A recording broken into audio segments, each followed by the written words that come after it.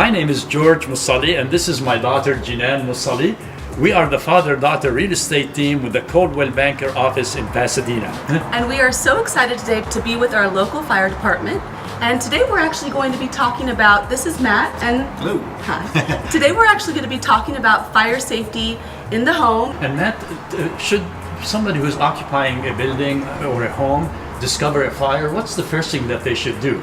So the first thing we want to do in case of a fire, if we have a fire extinguisher that's nearby and accessible and you properly know how to use it, and the fire is something that you feel is something that you can contain, we want you to try to attempt to do that. If it's not something you're comfortable with or you don't have a fire extinguisher readily available, we want you to exit the building and call 911.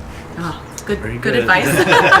And what are some fire safety hazard tips with pets? So with pets, if you have a doggy door or pet door available, the pets will typically find their own way out of the building. Probably no before problem. the humans. Yes, they sense danger and they'll get out.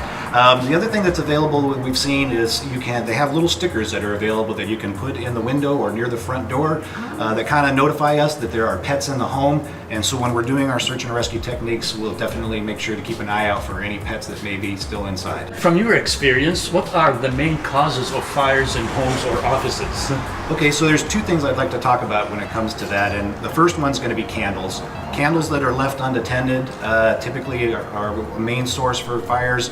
We recommend if you're going to use candles that you use what we refer to as an open flame, where the candle has nothing around it. We try to avoid those.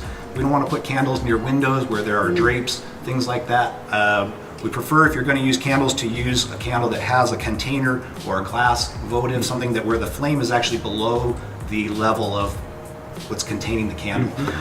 There's really beautiful, actually battery operated candles now, so we also highly recommend those, especially if you tend to forget to blow the candles out. The second thing that I'd like to talk about with that is the difference between a surge protector and a strip cord. So they vary in price, and typically people want to try to save money, so they'll go out and buy a little, what we would call a strip cord or plug extender that has 6 plugs in it. If it doesn't actually have the surge protector in it, really what you're doing is just overloading the electrical system, and that can be a real fire hazard.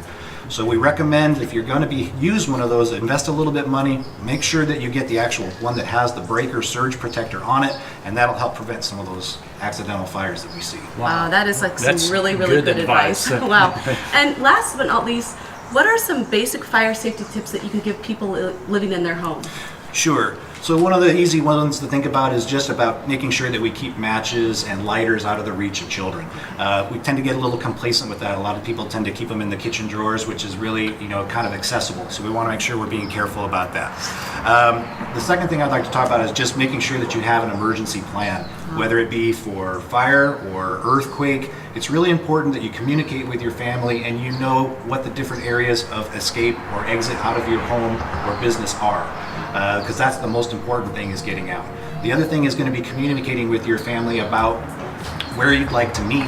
You may not be able to escape the building in the same place. So once you're outside the building, how will you know if your family members are also out?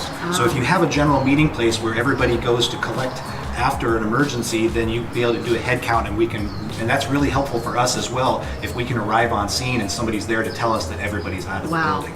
So that's really important. The other thing that we would want to talk about is prefab fireplaces. So a lot of people are not aware, sometimes they're not aware that their fireplace may not be a wood burning fireplace. So some fireplaces are really only designed to withstand just the heat of a small gas flame with cement logs. Would that be like newer homes and condos? A lot of newer homes and condos are equipped with what we call lightweight construction, and they use those, and they're not really equipped to handle a full wood burning flame. So that we want to be careful about that. And then of course the last thing is smoke detectors and carbon monoxide detectors save lives.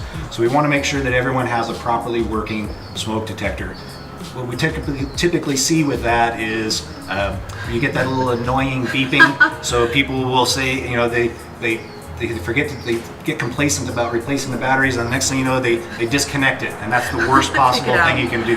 So what we like to remind everybody is to check your smoke detectors twice a year. So we say when the time changes, check your batteries. Great advice. Simple way to kind of remember it. And I also want to recommend to everybody that you make sure you read the owner's manual. Your smoke detectors and carbon monoxide detectors have an expiration date on them, just like many other things that we purchase. So they are susceptible to malfunction. You want to make sure that you're keeping them clean and up to date. Wow, that is some Very great good. advice.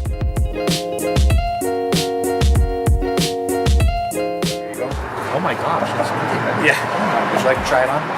I would love to. Here. Ready? All right. Cool. Go. Oh wow, it's really heavy. Oh my gosh. Now, if you have a fire, make sure that you don't call Jenan. Thank you so much. This has been great. And thank you so much for watching this episode. If you own a local business or you run a community organization and you would like to be featured on a future episode of Pasadena Lifestyle, give us a call, 626-318-7118, or my dad's number is 626-318-7119. We'd be happy to feature your business and share about how we can keep each other safe and how we can support our local community.